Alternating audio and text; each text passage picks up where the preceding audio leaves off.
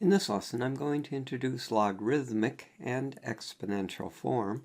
And the first thing I'd like to do is talk about what a logarithm is. In the past, we've had a base and an exponent, and that gave us a power. Today, what we're going to do is get the base and the power, and our job will be to figure out the exponent. The word we use for this idea is log, L-O-G. And to tell you the original base, I'll put a little number down here. It's subscripted below the G here, and it's called the base of the logarithm. And then the power is going to be here, and it's commonly called the argument. So this is saying I need to find an exponent for this base that will give this as its power. For instance, log base 3 of 9 is telling me my base is 3 and my power is 9, and my job is to figure out the exponent that took the base of 3 to the power 9. In this case, that would be a 2. So this is saying find an exponent for a base of 3 that will give me a 9, and I think it's a 2. And then I can show that by starting with my base of 3, using an exponent of 2, and verifying that that is 9. This is known as logarithmic form. This is known as exponential form.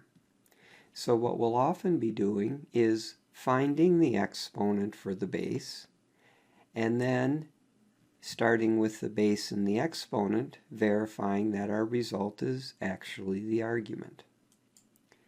So in these problems, I'd like you to find the logarithm, and then write your answer back into exponential form to verify your choice is correct.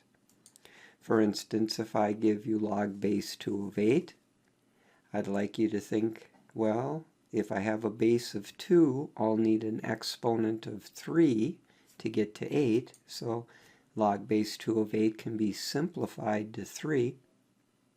And then to verify that, we'll start with the base of 2, use an exponent of 3, and make sure we really do get 8. Here's one for you to try. Please make sure you both find the logarithm and then write back in exponential form. This is telling me my base is a 7, and I want to know an exponent that will bring me to 49. I think it's a 2, and after writing back in exponential form, I see that I'm right. How about this one?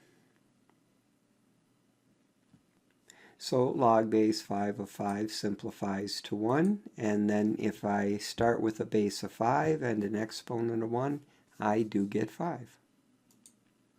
Here's another. This one's asking me to find an exponent for a base of 6 that will return a 1. That's going to be 0. And if I write back in exponential form, I see it's correct. How about this one? Here I need to find an exponent for a base of 2 that will give me back 1/4. In this case, that's -2.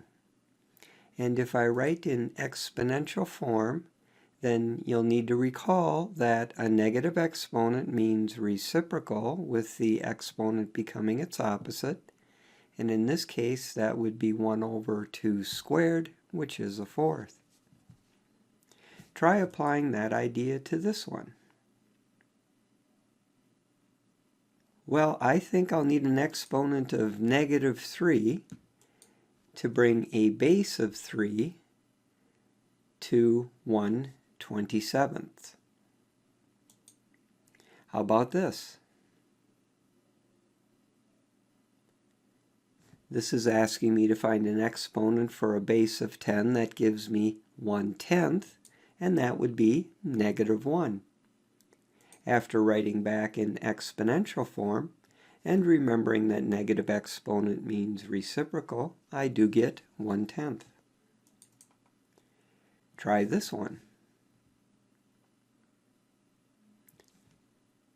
Here I'll need an exponent for a base of 12 that brings me to 1.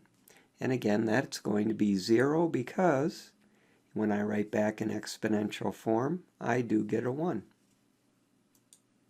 How about this? Here that idea of reciprocals coming back, so I suspect I'll need a negative exponent, and in this case it would be -1, and that's because if I write in exponential form, I do get 1/7. Try this one.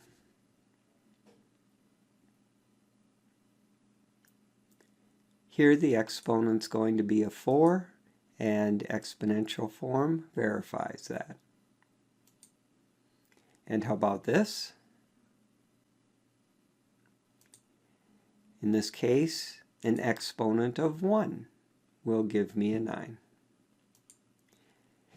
To do this one, you have to recall that log implies we have a base of 10, even though we don't write it.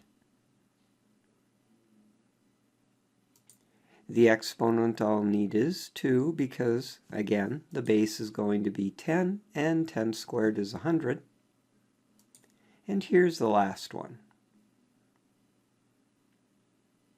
Again, I'm probably looking at a negative exponent, and in this case, -2 would work, because after writing back in exponential form, I do get 1/16.